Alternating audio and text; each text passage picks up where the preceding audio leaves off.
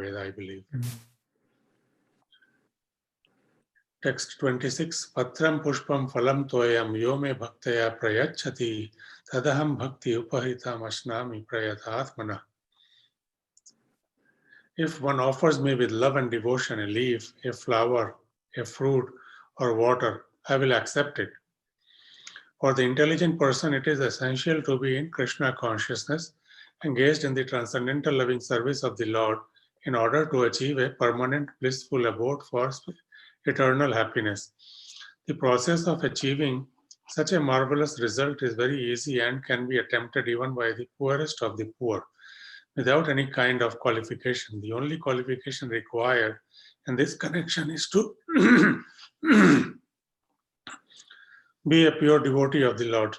It does not matter what one is or where one is situated. The process is so easy that even a leaf or a little water or fruit can be offered to the Supreme Lord in genuine love, and the Lord will be pleased to accept it.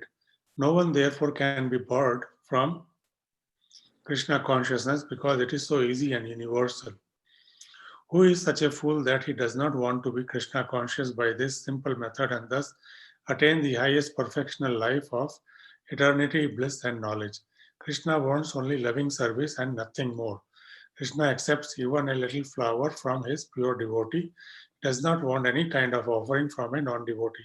He is not in need of anything from anyone because he is self-sufficient, and yet he accepts the offering of his devotee in an exchange of love and affection. To develop Krishna consciousness is the highest perfection of life. Bhakti is mentioned twice in this verse in order to declare more emphatically that bhakti or devotional service is the only means to approach Krishna. No other condition, such as becoming a Brahmana, a learned scholar, a very rich man, or a great philosopher, can induce Krishna to accept some offering. Without the basic principle, nothing can induce the Lord to agree to accept anything from anyone. Bhakti is never casual, or bhakti is never causal. Sorry. The process is eternal. It is direct action in service to the absolute whole. Here, Lord Krishna, having established that he is the only enjoyer, the primeval Lord, and the real object of all sacrificial offerings, reveals what types of sacrifices he desires to be offered. If one wishes to engage in devotional service to the Supreme in order to be purified and to reach the goal of life, the transcendental loving service of God,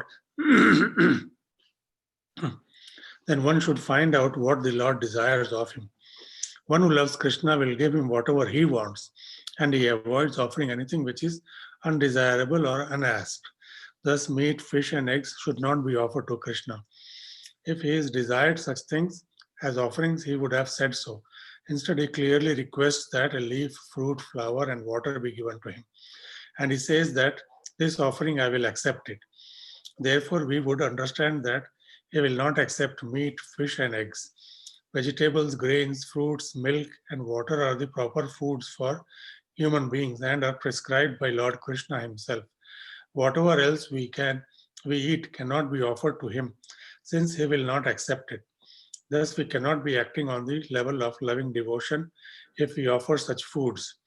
In the third chapter, verse 13, Sri Krishna explains that only the remains of sacrifice are purified and fit for consumption by those who are seeking advancement in life and release from the clutches of the material entanglement.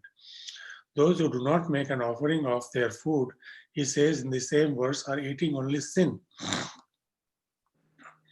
In other words, their every mouthful is simply deepening their involvement in the complexities of material nature. But preparing nice, simple vegetable dishes, offering them before the picture of or deity of Lord Krishna, and bowing down and praying for him to accept such a humble offering enable one to advance steadily in life, to purify the body, and to create fine brain tissues, which will lead to clear thinking. Above all, the offering should be made with an attitude of love. Krishna has no need of food, since he already possesses everything that be.